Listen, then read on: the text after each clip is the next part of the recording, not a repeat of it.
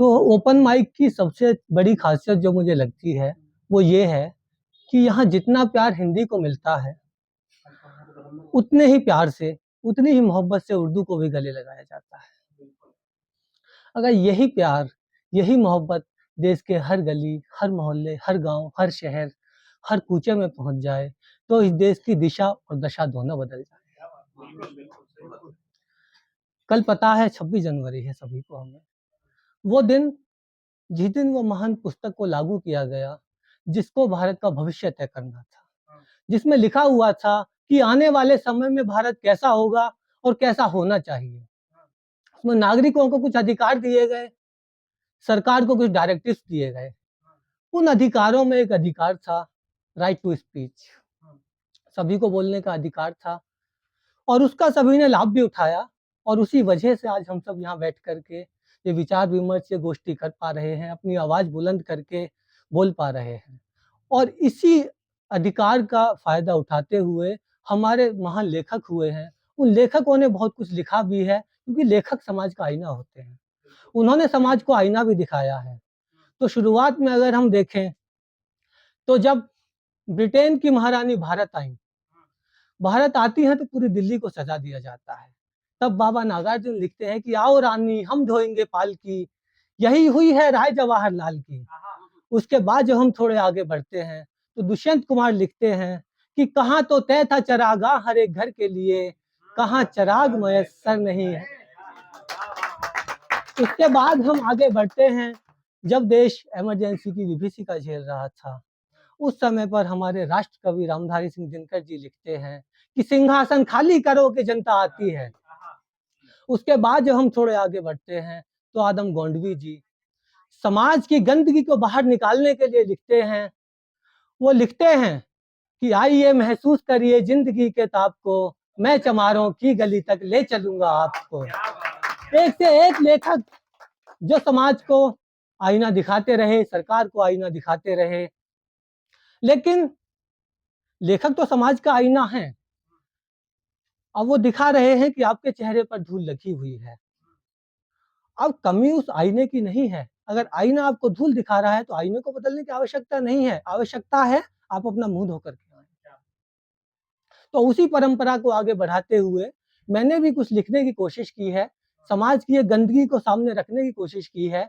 मेरी ये कविता किसी व्यक्ति के खिलाफ नहीं है, यह कविता उस सोच के खिलाफ है जो आज भी व्यक्ति को उसकी मेहनत से नहीं उसकी जात से तोलते हैं। उस गंदी मानसिकता के खिलाफ है, उस मानसिकता को नंगा करती है जो आज भी इंक्लूजन और इक्विटी जैसे शब्दों से डर जाते हैं। क्यों डर जाते हैं? क्योंकि ये शब्द समानता की बात करते हैं, क्योंकि ये शब्द बराबरी की बात करते हैं। और बराबरी तो उन्हें सबसे ज्यादा खलती है और सबसे ज्यादा डराती है। तो इसी असहजता और इसी डर को मैंने अपनी कविता में उजागर किया है। तो मैं शुरू करता हूँ। साहब मुझे नौकरी दो ना, टूट चुका हूँ दौड़ दौड़ कर। साहब मुझे नौकरी दो ना, टूट चुका हूँ दौड़ दौड़ कर। कितने पढ़े लिखे हो भाई, कौन जात से आते हो? दलित हूँ साहब, पीएचडी का छात्र रहा हूँ। देखो देखो वहां पड़ी है झाड़ू, जाकर अपना हुनर दिखाओ। अफसर बनकर क्या कर लोगे, वैदिक परंपरा अपनाओ। देखो देखो कितने भाव बढ़े हैं, सर पर कैसे नाच रहे हैं। ये पहले वालों की गलती है, शूद्र भी गीता वांच रहे हैं। देखा देखा कितने भाव बढ़े हैं, सर पर कैसे नाच रहे हैं। ये पहले वालों की गलती है, शूद्र भी गीता वांच रहे हैं। कितने पागल लोग थे वो लोग, कैसा संविधान लिखा है। काग हंस में फर्क न जाना, सबको एक समान लिखा है। थोड़े से अधिकार क्या दिए, अब हक की बातें करते हैं। ब्राह्मण से भी तर्क कर रहे, ना प्रभु से तनिक भी डरते हैं। कितनी अपनी मौज थी पहले, दान दक्षिणा रोज थी पहले, हम ही सर्वे सर्वा थे, मेहनत से बेपरवाह थे। अब तो सब कुछ बदल गया है, दलित आजकल संभल गया है। अब तो सब कुछ बदल गया है, दलित आजकल संभल गया है। वो मेहनत करके खाता है, आरक्षण भी पाता है। आरक्षण को अभी हटाओ, फिर से हमको श्रेष्ठ बताओ। कैसे अपनी दाल गलेगी? ये गुंडागर्दी नहीं चलेगी।